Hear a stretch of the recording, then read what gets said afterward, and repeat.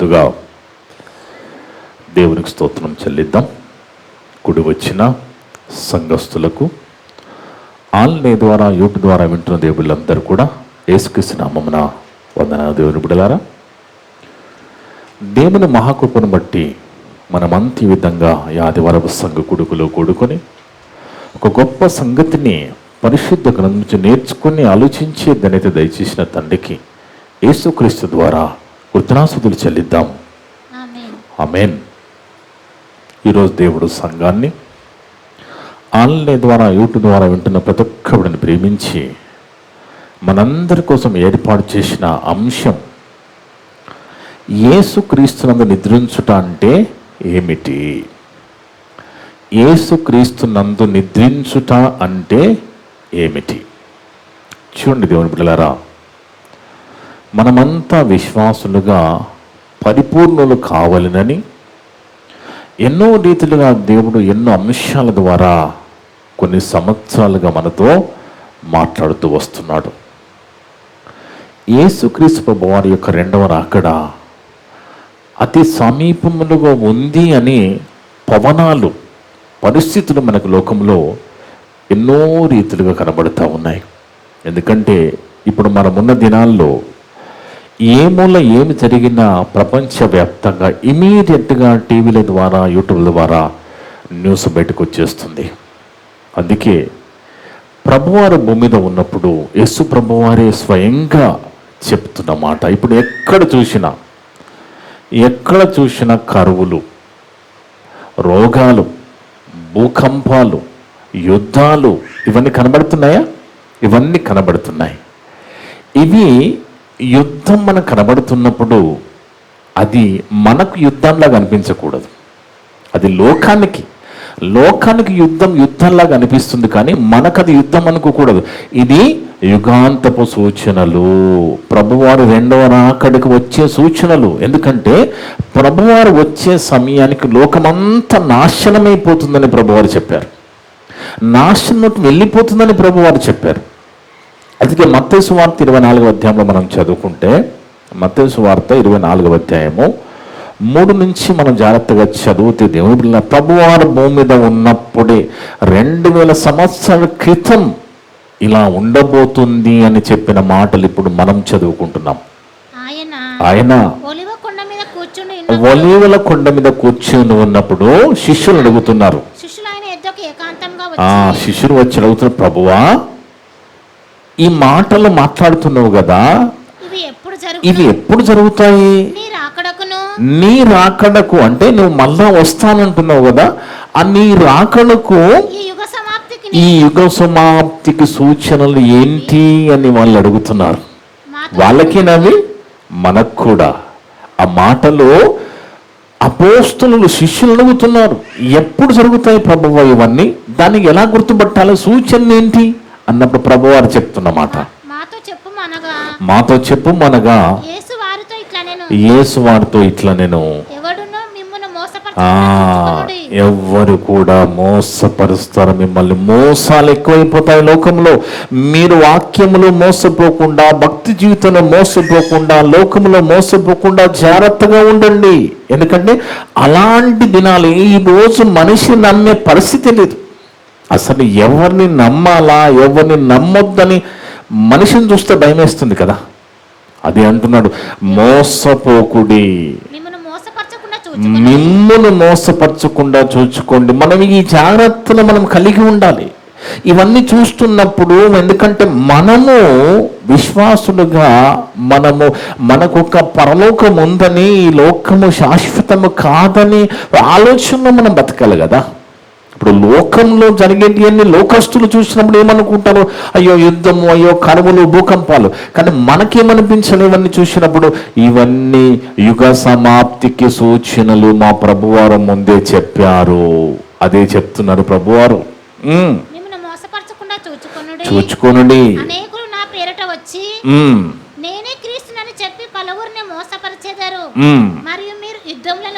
మీరు యుద్ధములను గూర్చి. యుద్ధాలు జరుగుతున్నాయా? ఉక్రెయిన్ రష్యా యుద్ధము 3 సంవత్సరాలు దాటిపోయింది జరగబట్టి. 3 సంవత్సరం దాటిపోయిందండి. ఇక ఇస్రాయేల్ పాలస్తీనా గాజా యుద్ధాలు జరుగుతూనే ఉన్నాయి. అలా ఎన్నో యుద్ధాలు ఈ ప్రపంచంలో ఎన్నో దేశాల మధ్య జరుగుతూ ఉన్నాయి కదా. భారతదేశము పాకిస్తాన్ యుద్ధము కూడా మరి జరిగి, ఇవన్నీ యుద్ధములను గూర్చి యుద్ధ సమాచారమును గూర్చి మీరు వినబోదురు అని అప్పుడు చెప్తే ఇప్పుడు మనము వింటున్నాము. వినబోదురు కాదు, ఇప్పుడు మనం వింటున్నాం. మీరు ఇవన్నీ చూసినప్పుడు కలవరపడకుండా చూసుకోండి. ఎందుకంటే అయ్యో యుద్ధం వచ్చేస్తుంది, లోకము ఏమైపోతుందో కాదు. యుద్ధం వస్తుంది అంటే మా ప్రభువు రాబోతున్నాడు. నేను ఎలాగున్నాను, నా ప్రభువు వస్తే నా ప్రభువుతో పాటు నేను పరలోకం వెళతాననే ఆలోచనలో మనం ఉండాలి. ఇవి జరగవలసి ఉన్నవి. ఇవన్నీ జరిగిన తర్వాతనే అంతం వస్తుంది. ప్రభువారు చెప్పిన ప్రతి మాట జరిగిన తర్వాతనే లోకాంతము జరుగుతుంది. జనం మీదికి జనమును, రాజ్యం మీదికి రాజ్యమును లేచును. అదే జరుగుతుంది కదండి, అదే జరుగుతుంది కదా. ఎక్కడ చూసినా జనం మీదికి జనము, రాజ్యం మీదికి రాజ్యం లేచి ఎన్నో గొడవలు. అసలు వాస్తవానికి చూస్తే దేవుని బిడ్డలారా, మనమంతా ఇంకేదో మంచిగా సంపాదించుకోవాలి, ఇంకేదో చెయ్యాలని ఒక ఆశతో మనం బతుకుతూ ఉన్నాము. కానీ లోక పరిస్థితులు చూస్తే చాలా ప్రమాదకరంలోకి వెళ్ళిపోయినట్టుగా మనకు కనబడుతూ ఉన్నది. ఎక్కడ కూడా శాంతి లేకుండా, ప్రపంచంలో ఏ దేశంలో చూసినా శాంతి లేకుండా కనబడుతూ ఉన్నది. దేవుని బిడ్డలు ఎందుకు అంటే యుగాంతపు సూచనలు. ఇవన్నీ చూస్తున్నప్పుడు, ఇవన్నీ వింటున్నప్పుడు మనం అలర్ట్ అయిపోవాలి, జాగ్రత్త పడిపోవాలి. అక్కడక్కడ కరువులను, భూకంపములు కలుగును. ఇవన్నీ కూడా వేదనలకు ప్రారంభములు. చెప్పాడా? చెప్పి 2000 సంవత్సరాలు దాటిపోయింది. 2000 సంవత్సరాలు దాటిపోయింది. ప్రభువారు భవిష్యత్తు చెప్పి లోకం ఇలా ఉంటుంది, ఇలా రాబోతున్నాయి, ఇలా జరుగుతాయి. కానీ మీరు మోసపోకుండా చూచుకోండి, జాగ్రత్తగా ఉండడం, మీ భక్తి విశ్వాస జీవితాల్లో కాపాడుకోండి ప్రభువారు ముందుగానే చెప్పిన మాటని ఈరోజు మనం చదువుకుంటున్నామంటే ఎంత గొప్ప బైబిలు, ఎంత గొప్ప దేవుని మాటలు, ఎంత భవిష్యత్తు జ్ఞానం బైబిల్లో రాయబడి ఉందో చూడండి దేవుని బిడ్డలారా. అందుకే మనం చాలా జాగ్రత్తగా ఆలోచిస్తే దేవుని బిడ్డలారా, ఒక మంచి మాట పరిశుద్ధ గ్రంథంలో రాయబడిన మాట మనం చూస్తే ప్రసంగి గ్రంథము 11వ అధ్యాయం 8వ వచనంలో, ప్రసంగి గ్రంథము 11వ అధ్యాయం 8వ వచనం.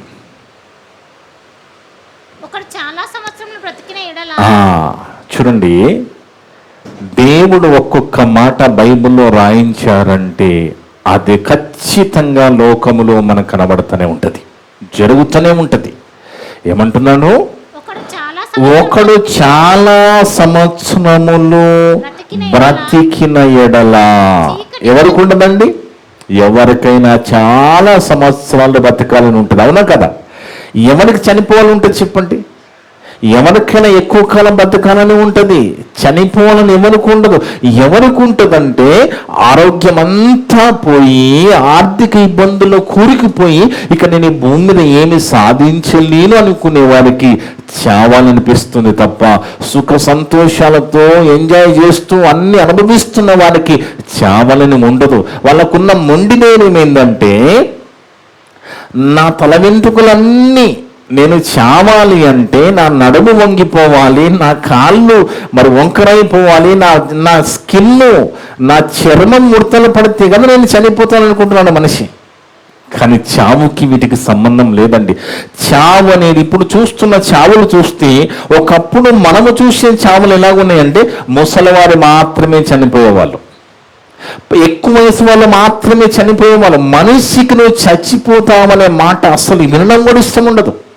అలాగని చచ్చిపోకుండా ఉంటామా? ఆ మధ్య 103 సంవత్సరాలు బతికిన బామ్మ చనిపోతే బాగా ఏడ్చేస్తున్నారు. 103 సంవత్సరాలు బతికిన తర్వాత కూడా ఏడుస్తున్నారంటే చావద్దామని, చనిపోవాలి కదా మనిషి అనేవాడు, ఖచ్చితంగా చచ్చిపోవాల్సిందే కదా. అందుకే దేవుని బిడ్డలారా, దేవుడు చెప్తున్నమాట, నువ్వు ఎక్కువ సంవత్సరాలు బతకాలనుకుంటే ఎక్కువగా చీకటి జీవితం నీకు ఉంటుంది అంటున్నాడు అక్కడ. చదవమ్మా. చాలా సంవత్సరం నువ్వు బతికిన ఎడల చీకటి గల దినం అనేకము నీకుంటాయి. అవునా కదా? నువ్వు ఎక్కువ సంవత్సరాలు బతికితే ఎక్కువ కష్టాలు, ఎక్కువ శ్రమలు ఉంటాయి భూమి మీద. ప్రభుత్వాలు కూడా సమస్యలతోనే పరిపాలన చేస్తున్నాయి. లోకంలో, ప్రపంచంలో ప్రతి దేశంలో ఎక్కడ చూసినా పెద్ద పెద్ద అగ్రదేశాలుగా చెప్పుకుంటున్న అమెరికా, బ్రిటన్, రష్యా, ఏ దేశం చూసినా అన్ని కూడా సమస్యలతోనే ప్రభుత్వాలు జరుగుతున్నాయి, ప్రభుత్వాలు కొనసాగుతూ ఉన్నాయి. దేవుని బిడ్డలారా, కానీ మనిషి అనేవాడు ఈరోజు బాగుంటాను, రేపు బాగుంటాను, ఎల్లుడు బాగుంటాను అనుకుంటూ వెళ్ళిపోతున్నాడు. ఇలా వెళ్ళిపోతూ నేను గమనించిన 25 సంవత్సరాలుగా ఏ మార్పు లేదు, ఇంకా చెడిపోతుంది లోకం, చెడిపోతూనే ఉన్నది. అందుకే దేవుడు అంటున్నాడు, ఒకడు ఎక్కువ సంవత్సరాలు బతకాలని అనుకుంటే బతికిన ఎడల చీకటి దినం అనేకములు వాళ్ళ జీవితంలో ఉంటాయి. ఎరిగి ఉండి తాను బ్రతుకు దినములన్నీ, ఇప్పుడు బతుకున్నావు కదా, నీకు ఇచ్చిన బ్రతుకు కాలంలో సంతోషంగా ఉండమంటున్నాడు. ఉన్నదానితో, ఉన్న పరిస్థితిలో సంతోషంగా ఉండమంటున్నాడు. నువ్వు ఎక్కువ కాలం బతకాలని అనుకుని, నువ్వు ఎక్కువ కాలం బతుకుతాననుకుని బతుకుతూ ఉంటే నీకు చీకటి దినాలు ఎన్నో వస్తాయి. కనుక ఉన్న పరిస్థితుల్లో ఉన్న ఫలంగా నువ్వు సంతోషంగా బ్రతకమంటున్నాడు దేవుడు. రాబోనదంతా వ్యర్థం అంటే దాని అర్థం ఏంటండి? అసలు ప్రపంచానికి భవిష్యత్తు లేదన్నట్టుగా మాట్లాడుతున్నాడు దేవుడు. ప్రపంచానికి మంచి భవిష్యత్తు అనేది లేదు, రాబోలేదు అంతా వ్యర్థం. అందుకే రోజు రోజుకి చూడండి, రోజు రోజుకి పరిస్థితులు గమనించండి. రోజు రోజుకి లోక పరిస్థితులు దిగజారిపోతున్నాయి, మానవ విలువలు దిగజారిపోతున్నాయి. మనిషికి దేవుడు అంటే భయం లేకుండా పోతున్నాడు. కానీ మనిషి ఇంకా ఎంత ఒక మంచి పేరు పెట్టుకున్నాడు దేవునికి. మనిషి పెట్టిన పేరేంటి అంటే ఆపద మొక్కులవాడు.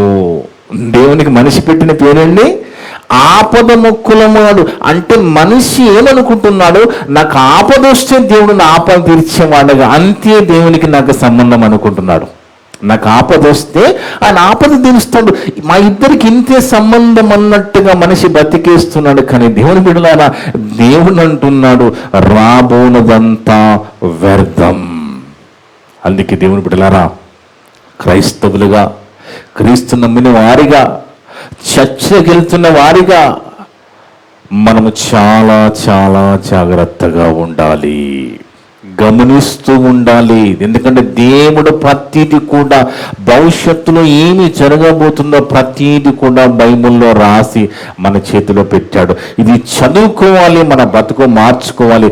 జాగ్రత్తగా ఈ పాపలోకములో మనం బ్రతుకుతూ ఉండాలి. ఎందుకంటే దేవుడు అన్న మాట, నేను పరిశుద్ధులను గనుక మీరు కూడా పరిశుద్ధులుగా ఉంటేనే నా దగ్గరికి వస్తారు. అర్థముందు దేవుడిలారా, ఇక్కడికి ఎవరైనా రావచ్చు, చర్చికి ఎవరైనా రావచ్చు, తాగుబోతులు రావచ్చు, వ్యభిచారం రావచ్చు, ఎవరైనా రావచ్చు, కానీ అక్కడికి రానియడు ఆయన. అర్థమవుతుందండి? ఇక్కడికి ఎవరైనా రావచ్చు కానీ అక్కడికి ఆయన రానియడు. ఎందుకంటే యేసుక్రీస్తు ప్రభువారు పరలోక సుఖాలు విడిచి ఆ మహిమ గల ఆ పాదాలు, ఆ పరలోకములో ఉండవలసిన ఆ పాదాలు భూమి మీదికి వచ్చి శరీరీతిగా 33 సంవత్సరాలు బతికి మన కోసం ప్రాణం పెట్టి రక్తం చిందించింది. ఎందుకు అనుకుంటున్నారు? మనందరిని పరిశుద్ధులుగా చేసి పరలోకం తీసుకెళ్ళడానికి. అలాంటి పరిశుద్ధుడు అక్కడికి రానియడు. మన ఇష్ట ప్రకారంగా మనం బతుకుతూ వెళ్ళిపోతే ప్రభు రక్తము మనకి పని చేయదు. దేవుని బిడ్డలారా, చాలా జాగ్రత్త గుర్తుపెట్టుకోండి. ఆయన రక్తం నీకు పని చేయాలి, నీకు రావాలి అంటే నువ్వు ఖచ్చితంగా నీ జీవితాన్ని మార్చుకోవాలి, పరిశుద్ధత కలిగి జీవించాలి. అందుకే దేవుని బిడ్డలారా, మనిషికి కావలసినది ఏంటండి? మారు మనసు. మనిషికి ఏముండాలి? మారు మనసు అంటే ఏంటి? మారు మనసు అంటే ఏంటి? మరి మారు మనసు అంటే చెడుతనాన్ని విసర్జించి, పాపరోత జీవితాన్ని విసర్జించి దేవుని కోసం బ్రతికే మనసే మారు మనసు. అర్థమవుతుందండి? ఆ మారు మనసు లేకుండా నువ్వు ఎన్ని విన్నా, ఎన్ని చేసినా, ఎన్ని ఇచ్చినా ప్రయోజనం లేదు. గుర్తుపెట్టుకోండి, చాలా మంది మేము దేవునికి ఏదో ఇచ్చేస్తున్నాము, దేవునికి డబ్బులు ఇస్తున్నాము, ఇంకేదో దేవుని పేరు భోజనాలు పెడుతున్నాము, క్రిస్మస్కి రంగులు వేస్తున్నాము, ఇంకేదో డెకరేషన్ చేస్తున్నాము అనుకుంటున్నాడు చాలా మంది సంఘాల్లో. నువ్వు ఎన్ని చేసినా ఎన్ని ఇచ్చినా నీకు మారు మనసు లేకపోతే దేవుడు పరలోకము రానియ్యడు. మారు మనసు లేని వాళ్ళకి పరలోకంలో స్థానం లేదు.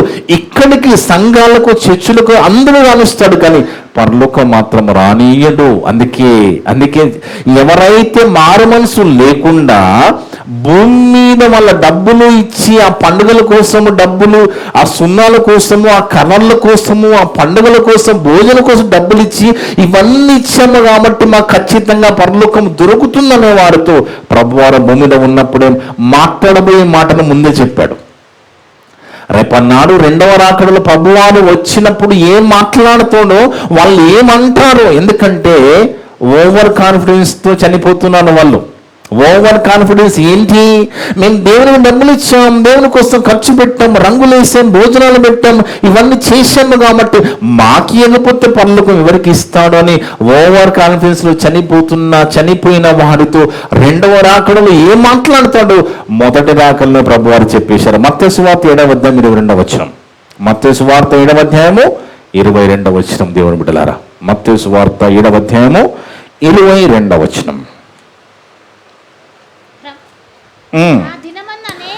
ఆ దినము ఏ దినము? యేసు ప్రభువారి యొక్క రెండవ రాకడ దినము.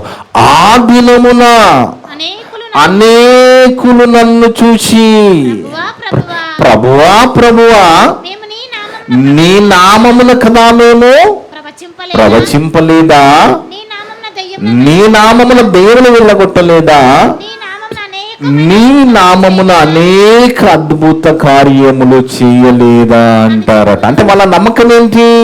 మేము ఇవన్నీ దేవుని కోసం చేస్తే మారు మనసు లేకపోయినా పరలోకం వెళ్తారని ఓవర్ కాన్ఫిడెన్స్తో వెళ్ళిపోయిన వాళ్ళు వీళ్ళు కాదు. దేవుడు నువ్వు ఎన్ని ఇచ్చినా మారు మనసు లేకపోతే పరలోకము దొరకదు, పరలోకము రానియ్యడు. మారు మనసు అనేది కావాలి ప్రతి ఒక్క విశ్వాసకి, ప్రతి ఒక్క భక్తుడని చెప్పుకుంటున్న వారికి మారు మనసు లేకపోతే పరలోకము రానియ్యడు. అలా ఓవర్ కాన్ఫిడెన్స్తో ఏదో చేశామని చనిపోయిన వాళ్ళు మాట్లాడుతున్నారు, అడుగుతున్నారు, ప్రభువా నీ నామమును మేము ప్రవచింపలేదా, నీ నామమున మేము అద్భుతములు చేయలేదా, నీ నామమున దయ్యాలు వెళ్ళకూడదు, మాకెందుకు పరలోకం అని అడుగుతున్నారు వాళ్ళు.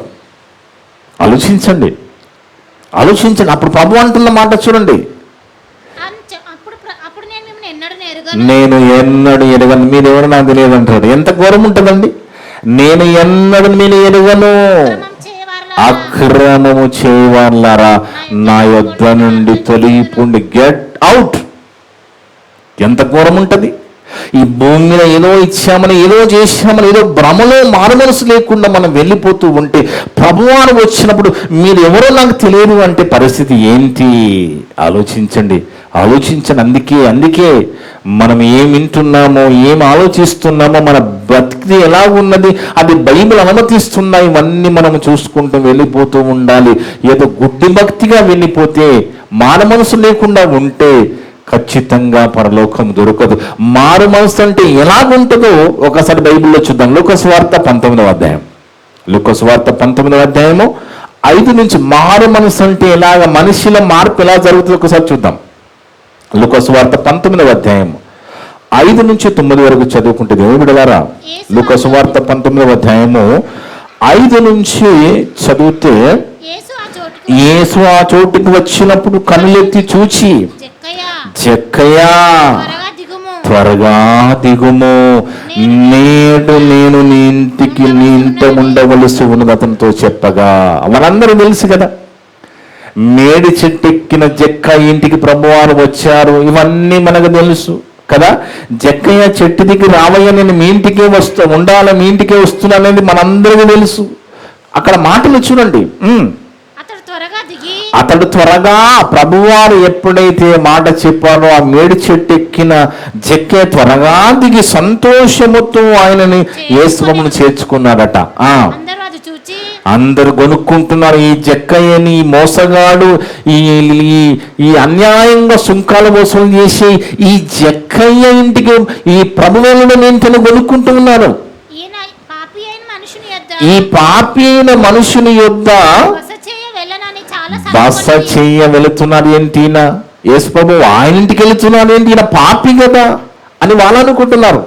కానీ చూడండి, జక్కయ్య ప్రభుతో మాట్లాడుతున్న మాట, జక్కయ్య నిలబడి ఇవన్నీ ప్రభు ఆయనకి చెప్పలేదు. అక్కడ ప్రభు అక్కడ ఏం ప్రసంగం చేయలేదు ఆయనకి. మనిషి మార్పు అంటే ఎలాగుంటుందండి, మనిషిలో మార్పు అంటే ఎలాగుంటుంది. అక్కడ నిమిషంలోనే మారిపోయాడు ఆయన. ఎలాంటి మార్పు వచ్చిందండి, ఆయన ఏమంటున్నాడు, ఇదిగో ప్రభువా నా ఆస్తిలో సగం బీదలకు ఇచ్చేస్తాను. ప్రభు అని చెప్పాడు. ఇది ప్రభు ఏమన్నాడండి, ఏమేమని. మనిషి మారితే ఇలాగా ఉంటుంది. మనిషిలో మార్పు వస్తే తన తప్పు తెలుసుకుంటాడు, ఇమీడియట్ గా మారిపోతాడు. ఇక మారిపోయిన తర్వాత నిస్వార్థంగా బ్రతుకుతాడు మనిషి అనేవాడు. అందుకే ఇదిగో నా ఆస్తిలో సగభాగం బీదలకు ఇచ్చేస్తాను, ఇంకా సగభాగం ఏం చేస్తాను, నేను ఎవని యొద్ద నేను అన్యాయముగా దేన్నైనా తీసుకున్న ఎడల 4 వంతులు మళ్ళా చెల్లిస్తాను. ఎవరన్నా ప్రభు ఏమన్నా చెప్పమన్నాడా, ప్రభు ఇదని ఏమన్నా ప్రసంగం చేశాడా? మనిషి మారి నిజంగా ఏమంటేనే మనం ఇయ్యను విశ్వాసులు. కానీ ప్రభు అడగకు ముందే బీదలకు ఇచ్చేస్తాను, అన్యాయం చేస్తాను, తిరిగి ఇచ్చేస్తాను అంటున్నాడు. అంటే మనిషి మారితే ఇలాగుంటది. ఇలాంటి మార్పు మనుషులు జరగాలి. ఇలాంటి మారు మనసు కలిగే వాళ్ళని దేవుడు కోరుకుంటున్నాడు. ఇలాంటి వారికి పరలోకం ఇస్తానంటున్నాడు. అప్పుడు ప్రభు అంటున్న మాట చూడండి, అందుకు యేసు ఇతడును అబ్రహాము కుమారుడే, ఎందుకనగా నేడు ఈ ఇంటికి రక్షణ వచ్చి ఉన్నది. చూడండి ఎంత మంచి మాట. ఇతను కూడా అబ్రహాము కుమారుడే.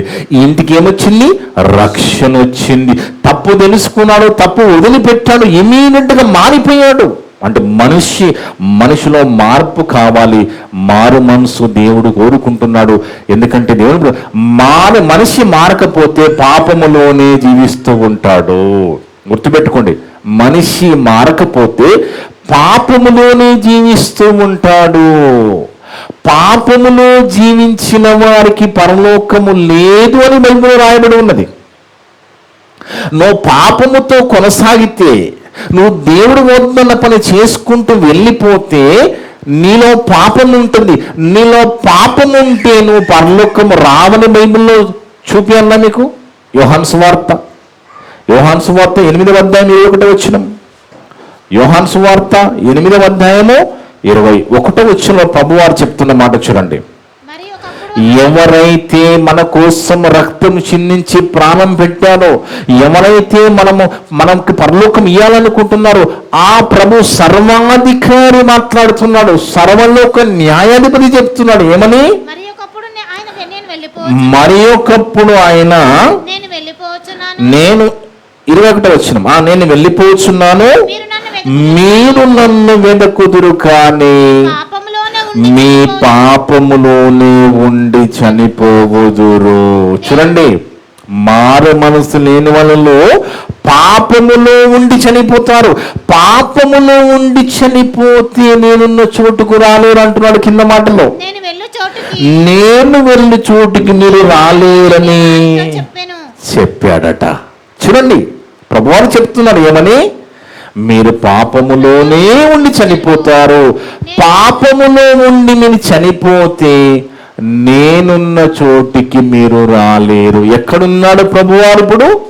పరలోకములో తండ్రి కుడి పార్శ్వమున సింహాసనం మీద కూర్చున్న ప్రభు దగ్గరికి, ఆ ప్రభు ద్వారా తండ్రి దగ్గరికి మనం వెళ్ళాలి అంటే మనలో పాపము లేకుండా చూసుకోవాలి. దేవుని బిడ్డలారా, మనలో పాపం ఉంటే పరలోకం దొరకదు. అందుకే పరిశుద్ధులకి మాత్రమే పరలోకం. బాగా గుర్తుపెట్టుకోండి దేవుని బిడ్డలారా. ఈరోజు ఎవరు చనిపోయినా సమాధి మీద ఏమని రాస్తారండి? ఈయన ప్రభునందు నిద్రించెను. ఏది తాగుమోతుగా చనిపోయి వీధులన్నీ తిరిగి జీవితమంతా తాగి తాగి సిగరెట్లు వ్యసనాలు చేసి చనిపోయిన సమాధి మీద ఏమని రాస్తారు? ఈయన ప్రభువునందు నిద్రించాడని రాస్తారు. వాస్తవమేనది. పాపముతో చనిపోతే నేనున్న చోటుకు రాలేని ప్రభు మాటను మనం ఆలోచిస్తే, అలా తాగుబోతులుగా, తిండిబోతులుగా, వ్యభిచారులుగా, ఇష్టప్రకారంగా బ్రతికి చనిపోయిన వారికి పరలోకం ఎలా దొరుకుతుంది? కానీ ఒక భ్రమలో మనిషి బతికేస్తున్నాడు, ఓవర్ కాన్ఫిడెన్స్లో నాశించుకుంటున్నాడు.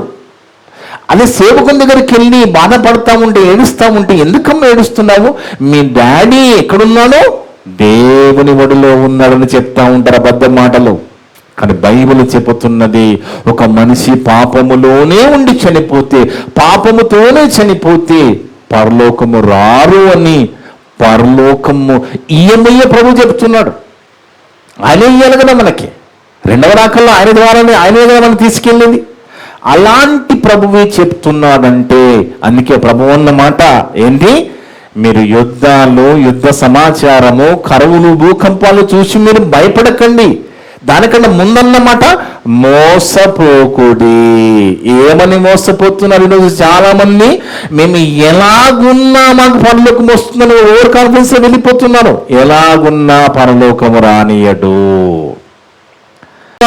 యేసుక్రీస్తును నిధించిన వాళ్ళు ఏమని గురించి మనం సమాధి మీద రాయొచ్చు, ఆ బండ మీద, స్టోన్ మీద యేసుక్రీస్తును నిద్రించాడని ఒకసారి చూద్దాం. అపోస్తుల కార్యాల 13వ అధ్యాయం, అపోస్తుల కార్యాల 13వ అధ్యాయం 36వ వచనం. అపోస్తుల కార్యాలు 13వ అధ్యాయము 36వ వచనం. దేవుడులారా, దావీదు ఎవరైనా? దావీదు కింగ్ డేవిడ్, ఈయన రాజునా 40 సంవత్సరాలు ఇశ్రాయేలును పరిపాలించిన రెండవ రాజు. మొదటిగా సౌలు రాజు పరిపాలిస్తే, ఈయన 40 సంవత్సరాలు ప్రజా పరిపాలన చేస్తూ, వాళ్ళకి ధర్మశాస్త్రం ప్రకటిస్తూ, ధర్మశాస్త్రం నేర్పిస్తూ, ఆయన బ్రతుకుతూ, ఆయన దేవుని కోసం బ్రతుకుతూ, దేవుని కోసం చెప్పుతూ, ఆయన తన పితరులకు సేవ చేసి నిద్రించిన రాయబడి ఉన్నది. అక్కడ చూడండి, దావీదు దేవుని సంకల్పము చొప్పున తన తరము వారికి సేవ చేసి నిద్రించను. ఇలాంటి వారికి రాయవలసిన మాట. ఆయన తన తరం వారికి సేవ చేశాడు. ఆ సేవ చేసిన మామూలైన కాదు, 40 సంవత్సరం రాజుగా ఉన్నాడు ఆయన. ప్రజా పరిపాలన, ఎన్నో పరిస్థితులు, ఎన్నో రకాల యుద్ధాలు. ఎందుకంటే రాజు కదా. ఇన్ని ఉన్నా కానీ ఒక్క బత్షెబ విషయంలో తప్ప ఏ తప్పు చేయకుండా ఆయన తన భక్తి జీవితాన్ని కాపాడుకుని, అంతేకాకుండా 40 సంవత్సరాలు ప్రజా పరిపాలన చేస్తూ, ధర్మశాస్త్రం ప్రకటించుకుంటూ, నేర్పించుకుంటూ ప్రభువునందు నిద్రించాడు దావీదు రాజు. అందుకే దేవుని బిడ్డలారా, బాగా ఆలోచించాలి. మనం మోసపోకూడదు. మనం మోసపోవడానికి వీల్లేదు. ఎవరు పడితే వాళ్ళు పరలోకముకి రానియడానికి, అదేమైనా భూమి మీద ఉన్న మన ప్రభుత్వ హాస్పిటల్ కాదది. ప్రభుత్వ హాస్పిటల్ ఎంత డిమాండ్ చేస్తాం మనం? ఎవరైనా ఆపితే ఎక్కడ నీది అయింది, మన మాటలు ఎలా ఉండేయండి? ప్రభుత్వ హాస్పిటల్ దగ్గరికి మనం వెళితే మన మాటలు డిమాండ్ చేసి మాట్లాడతాం. ఇది నీదా, నువ్వు కొన్నావా? ఇది ప్రభుత్వ హాస్పిటల్ని మాట్లాడతాం. కానీ పరలోకం దగ్గర అవన్నీ కుదరవు. అందుకే ఎవరు పడితే వాళ్ళు పరలోకం వెళ్ళరు అనేది ఒకసారి చూద్దాం. ఒకసారి లిస్టు చూద్దాం. ఎవరెవరు పరలోకం వెళ్ళరో ఒకసారి లిస్టు చూద్దాం. ఎవరెవరికి పరలోకంలో స్థానం లేదు బైబిల్లో ముందే లిస్టు రాశాడు దేవుడు. ప్రకటన గ్రంథం 21వ అధ్యాయం 8వ వచనం. ప్రకటన గ్రంథం 21వ అధ్యాయం 7-8 వచనాలు చదువుకుంటే, ప్రకటన గ్రంథం 21వ అధ్యాయము 7-8 వచనాలు. జయించువాడు దీనిని స్వతంత్రించుకొనును, నేను అతనికి దేవుడనయ్యుందును, అతను నాకు కుమారుడయ్యుండును. పిరికి వారును, అవిశ్వాసులను, అసహ్యులను, నరహంతకులను, వ్యభిచారులను, మాంత్రికులను, విగ్రహారాధకులను, అబద్ధికులందరూ అగ్నిగంధకములతో మండుగుండములో పాలు పొందుదురు. ఇది రెండో మరణము. వీళ్ళకి పరలోకం ఉండదు. ఇక ఇలాంటి వారికి పరలోకంలో స్థానం లేదు. ఎవరెవరు? పిరికివారు, అవిశ్వాసులు, అసహ్యులు, నరహంతకులు, వ్యభిచారులు, మాంత్రికులు, విగ్రహారాధకులు, అబద్ధికులందరూ అగ్నిగంధకముతో మండు అగ్నిగుండములో వేయబడుదురు. ఇది రెండో మరణము, నరకమది. నరకం అంటే అక్కడ అగ్ని ఆరదు, ఆత్మ చావదు, యుగ యుగాలు అగ్నిలో కాల్చిపోవలసింది ఇక్కడ దేవుని మాట వినకపోతే. ఇంకో లిస్టు చూద్దాం, ఇంకొద్ది లిస్టు. 1 కొరింథీ పత్రిక 6వ అధ్యాయము 9-10 వచనాలు కూడా చూస్తే ఈ లిస్టులో ఉన్న వాళ్ళు ఎవరు కూడా పరలోకం వెళ్ళరు అని బైబిల్ చెబుతున్నది. బైబిల్లో రాయబడిన మాటని నేను మాట్లాడుతున్నాను.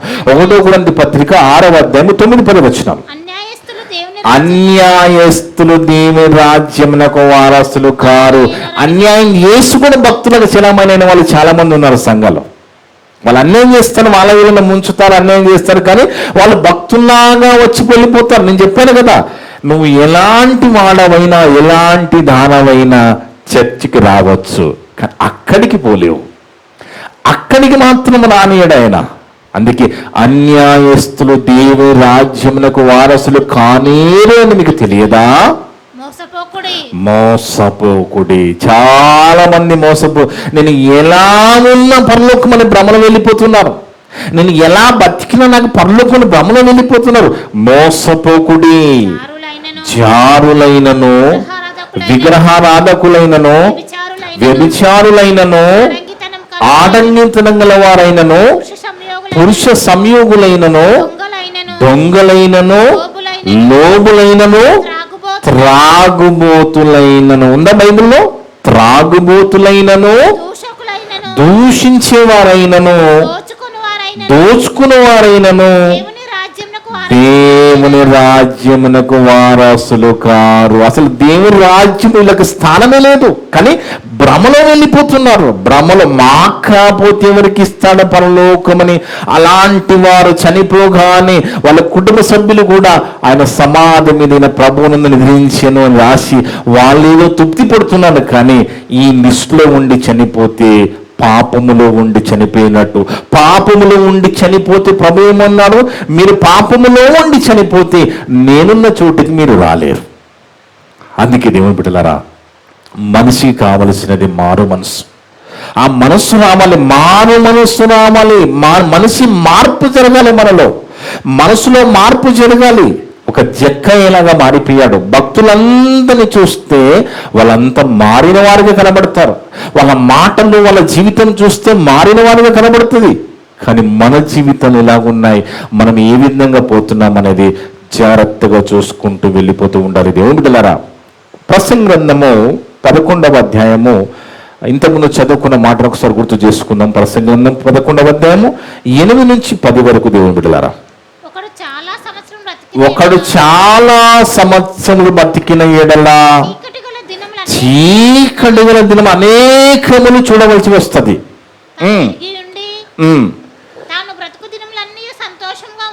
ఉన్న దినాల్లో నువ్వు సంతోషంగా ఉండు, దేవునిలో ఉండు, దేవుని కోసం బ్రతుకు, దేవుని కోసం ఆలోచించు, భక్తి కలిగి జీవించు. రాబోనదంతా వ్యర్థం. దేవుడు ఒకసారి చెప్పితే ఎవరి తరము కాదంటే భవిష్యత్తు. ఇప్పుడు మనం చదువుకున్న ఈ మాటని ఇంకా భవిష్యత్ కాలంలో ఇంకా ఘోరమైపోతుంది లోకం. ఇంకా ఘోరంగా మారిపోతారు ప్రజలు. అసలు ఏంటి? ఇప్పుడు పెద్ద వయసు వాళ్ళు ఉంటారు కదా, ఒక 60, 70, 80 సంవత్సరాల వయసు వాళ్ళని అడగండి. లోకాన్ని చూసి వాళ్ళని అడిగితే వాళ్ళు చెప్తారు ఏంటి నాకు అయిపోయింది అంటారు. వాళ్ళు ఎందుకు అయిపోయిందంటే మనిషి చెడిపోయాడు. దేవుని మాట వినే పరిస్థితులు లేడు, చెప్పిన వినే పరిస్థితులు లేరు. యవనస్తులు ఏమైనా దేవుని మాట వింటున్నారా అండి? యవనస్తులు చెప్పి పరిస్థితి అస్సలు లేదు. అది కింద చదువున్నాం అవన్నీ. నా సొంత మాటలు కాదు, బైబిల్లో రాయబడిన మాటలు. రాబోనదంతా వ్యర్థమని చెప్పి కింద దేవుడు రాయించాడు.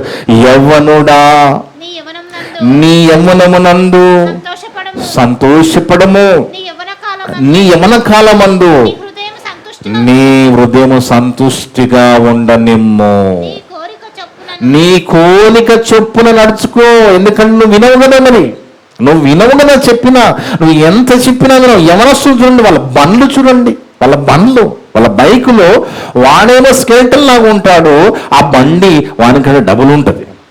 ఇప్పుడు ఆ యవనస్తులు నడిపే బండ్లు కూర్చొని నడిపేది కావు, పడుకొని నడపాల బండ్లని.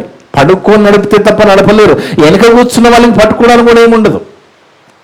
అసలు యవనస్తుడు ఏ విధంగా మారిపోయారో చూడండి. అందుకంటున్నాడు, నీ యవనస్తుడా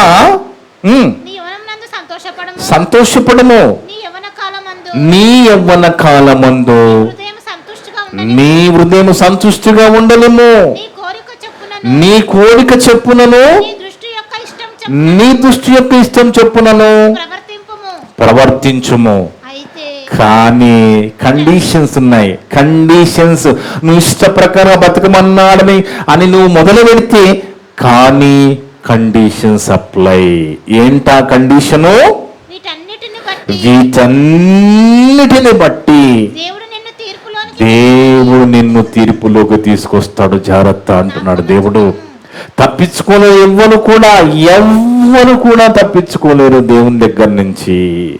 ప్రతి ఒక్కరిని తీర్పులోకి తీసుకుని వస్తాడు. అందుకే వీటన్నిటిని బట్టి దేవుడు నిన్ను తీర్పులోకి తెచ్చును అని గుర్తుపెట్టుకో. ఎవరుడా? జ్ఞాపకం ఉంచుకోమంటున్నాడు. నా ఇష్ట ప్రకారంగా నేను ఏది చేసినా నేను ఎవరి మాట వినొద్దు. నువ్వు దేవుని మాట విను, నీ భవిష్యత్తు బాగుంటుంది. దేవుడు చెప్పినట్టుగా విను, నీ భవిష్యత్తు ఈ పాపలోకంలో దేవుడు నిన్ను కాపాడుకుంటాడు. అందుకే దేవుడు వల్ల యేసుక్రీస్తు ప్రభువారు రెండవ రాకడలో వచ్చినప్పుడు ఏమి జరుగుతుందో ఒకసారి చూద్దాం. ఏమి జరుగుతుంది? ప్రభువు రెండవ రాకడ వచ్చినప్పుడు ఈ భూమి మీద ఏం జరగబోతున్నది ఒకసారి చూద్దాం. 1 కొరింథీ పత్రిక 15వ అధ్యాయం. 1 కొరింథీ పత్రిక 15వ అధ్యాయం 20 నుంచి జాగ్రత్తగా చదువుదాం. 1 కొరింథీ పత్రిక 15వ అధ్యాయము 20వ వచనం నుండి, ఇప్పుడైతే నిద్రించిన వారిలో ప్రథమ ఫలముగా క్రీస్తు మృతుల నుండి లేపబడి ఉన్నాడు. యేసు ప్రభు వారి పునరుత్థానం గురించి చెప్తున్నాడు పౌలు గారు. ఇప్పుడైతే లేచింది ఒక యేసు ప్రభు మాత్రమే. అక్కడ రాయబడిన మాట, ఇప్పుడైతే నిద్రించిన వారిలో ప్రథమ ఫలముగా క్రీస్తు మృతుల నుండి లేచి ఉన్నాడు. మన విశ్వాసం అదే కదా. మన పునరుత్థానము నన్ను విశ్వాసం కలిగి మనకు కూడా పునరుత్థానం వెళ్తున్నాం కదా. అదే చెప్తున్నాడు పౌలు. ఇప్పుడైతే యేసు ప్రభు మాత్రమే లేపబడి ఉన్నాడు. మనుషుల ద్వారా మరణం వచ్చును కనుక మనుషుల ద్వారానే మృతుల పునరుత్థానం కలిగిన, అంటే యేసు ప్రభు మనుష్య రీతిగా ఉన్నాడు కాబట్టి ఆ మనుషులను కనబడిన ప్రభువారి ద్వారానే మృతుల పునరుత్థానం కూడా జరిగింది అంటున్నాడు ఇక్కడ. మనుషుల ద్వారా మరణం వచ్చును గనుక మనుషుల ద్వారా మృతుల పునరుత్థానము జరిగెను. ఆదామును అందరూ ఎలాగ మృతి పొందుచున్నారో అలాగనే క్రీస్తు నందు అందరూ బతికించబడుదురు. యేసు ప్రభు రెండవ రాకడలో అందరూ బతికించబడుదురు అని కింద ఒక మాట ఇమీడియట్ గా అంటున్నాడు. ఏమనంటే, ప్రతి వాడును తన వరుసలోనే బ్రతికింపబడును. ఒక వరుస, ఆ వరుసలో బతికింపబడతావు. అంటే వరుసలో బతికింపబడడం అంటే నువ్వు నిజంగా యేసు ప్రభు మాటలు లోబడి బతికితే, పాపము లేకుండా నువ్వు జీవిస్తే, పరిశుద్ధత కలిగి నువ్వు బ్రతికితే అలాంటి వరుసలోకి వెళ్ళిపోతావు. ప్రతి వారు తన వరుసలోనే బ్రతికింపబడుదురు. ప్రథమ ఫలము క్రీస్తు. తర్వాత క్రీస్తు వచ్చినప్పుడు, అంటే రెండవ రాకడలో క్రీస్తు వచ్చినప్పుడు ఆయన వారు బ్రతికింపబడుదురు. నువ్వు ఆయన వాడవా? మనం ఆయన వారిగా ఉండాలి కదా, మనం క్రీస్తు వారిగా ఉండాలి కదా, క్రీస్తునందు నిద్రించాలి కదా, మనం క్రీస్తులో చనిపోవాలి కదా, ఆయనందు నిద్రించాలి కదా, ప్రభువునందు నిద్రించాలి కదా. అర్థమవుతుందండి? అక్కడ ఏమంటున్నాడంటే, తర్వాత క్రీస్తు వచ్చినప్పుడు ఆయన వారు బతికింపబడుదురు. అటు తర్వాత ఆయన సమస్తమైన ఆధిపత్యమును, సమస్తమైన అధికారమును, బలమును కొట్టివేసి తన తండ్రి అయిన దేవునికి రాజ్యం అప్పగించును. అప్పుడు అంతము వచ్చును. ఇదిగో తండ్రి, నా రక్తంతో కొన్న సంఘము తండ్రి, ఇక వీళ్ళంతా పరిశుద్ధులు తండ్రి అని వీళ్ళందరినీ తీసుకుపోయి తండ్రికి అప్పజెప్పిన తర్వాత అప్పుడు అంతం వచ్చి ఈ లోకం లేకుండా పోతుంది. రెండవ రాకల్లో జరగబోయే పరిస్థితి ఇది. అలా ప్రభువారు వచ్చినప్పుడు నిజంగా మనం పరలోకం వెళ్ళే విధంగా ఉన్నామా లేదా చూసుకోవాలి దేవుని బిడ్డలారా. ఎందుకంటే మామూలుగా మనకి ఫోటోలు అంటే ఇష్టం, చాలామందికి ఫోటోలు అంటే ఇష్టం, అందరి ఇళ్ళల్లో ఫోటోలు ఆల్బమ్లు ఉంటాయి. కానీ మన అసలైన ఫోటో ఎందుకు తెలుసా మీకు? మనము అనుకుంటున్న మన ఫోటోలు అవి మనవి కావు, అవి ఒరిజినల్ కావు. మనము చూస్తున్న ఫోటోల్లో ఉన్న ఆకారాలు అవి ఒరిజినల్ కావు. ఒరిజినల్ ఫోటో ఏందో తెలుసా అండి? ఏంటి? మనకి ఎప్పుడైనా చేతి ఇరిగినా కాలు ఇరిగినా ఎక్కడికి వెళ్తాం మనము? ఎక్స్రే తీసుకోవడానికి వెళ్తాం, అవునా కదా? ఎక్స్రే తీసుకున్నప్పుడు నువ్వు ఎక్స్రే నీ బాడీని తీసుకుంటే ఆ ఎక్స్రేలో ఏం కనబడుతుందండి? అస్థి పంజరము కనబడుతుంది, ఎముకలు మాత్రమే కనబడతాయి. అది మన ఒరిజినల్ ఫోటో. మనం అనుకుంటున్న ఈ బయట కనబడుతున్న ఈ అందాలన్నీ చూసి ఇది మన ఫోటో అనుకుంటున్నాం కదా, ఇది కాదు మన ఫోటో. ఇదంతా మట్టిలో కలిసిపోయే ఆకారం, ఇదంతా బయటిది. ఒరిజినల్ ఫోటో ఏంది అంటే అస్థి పంజరం మన ఒరిజినల్ ఫోటో. దేవుని బిడ్డలారా, అందుకే చూడండి, ఎక్స్రేలోకి వెళ్ళినప్పుడు నువ్వు చేతికి ఉంగరాలు పెట్టుకున్న ఉంగరాలు పడవు అందులో.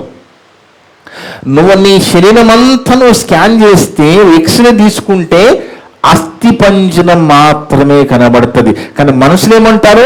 అమ్మో దెయ్యం అంటారు. అస్థి పంజరం చూడగానే ఏమంటారండి? అమ్మో దెయ్యం అంటే ఇప్పుడు మనమంతా దెయ్యాలా మరి? ఎందుకంటే మన ఒరిజినల్ ఫోటో అదే. బైబిల్లోకి వెళ్ళి చూద్దాం దేవుని బిడ్డలారా.